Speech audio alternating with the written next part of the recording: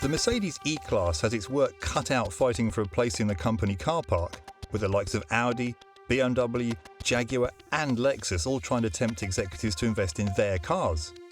Sensibly though, Mercedes hasn't tried to take on any of its rivals at their own game, concentrating instead on doing what it does best. That means the E-Class isn't just a pretty face, there's real substance behind that bold styling.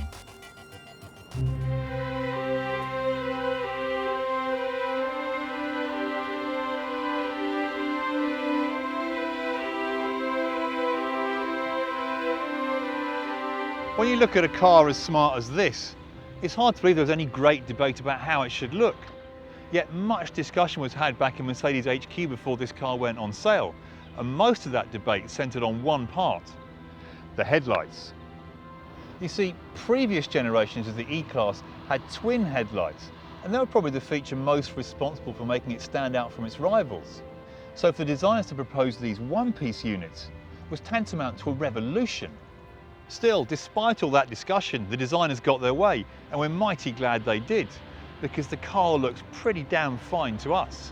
These part LED lights frame this trademark chrome grille that houses the company's famous three-pointed star, while the long bonnet and the chrome detailing mean this car means real business.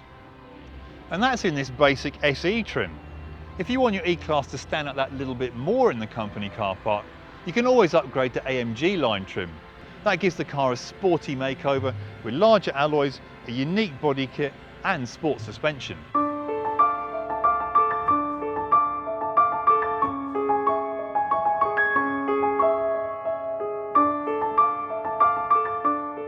You won't find any gimmicks inside an E-Class, but that's not to say it's conservative.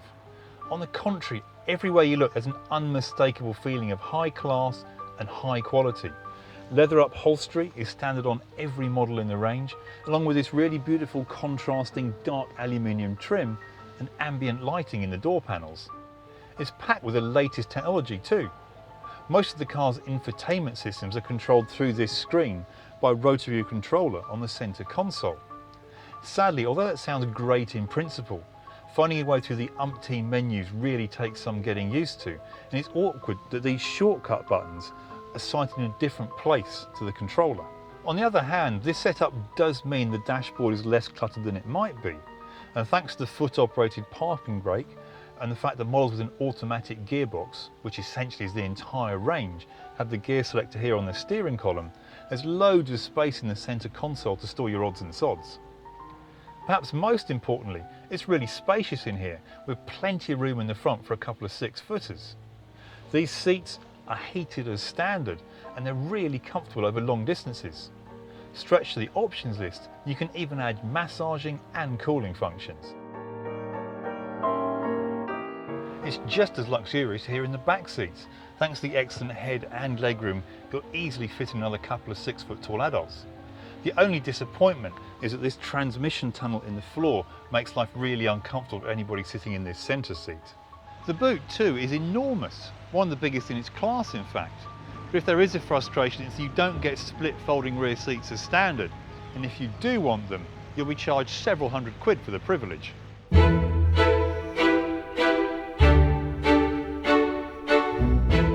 While some rivals pride themselves on their sporty drive, Mercedes is carving its own niche with comfort top of the agenda. With the notable exception of the E63 AMG, which is a superb high-performance saloon, every E-Class is at its best as a cruiser, smooth and comfortable for mile after mile. Away from the motorway, the car's much happier when the driver adopts a more relaxed driving style. But that's not to say the car isn't good or enjoyable to drive. In fact, although the suspension is set up for comfort, it's still nicely balanced and really well controlled.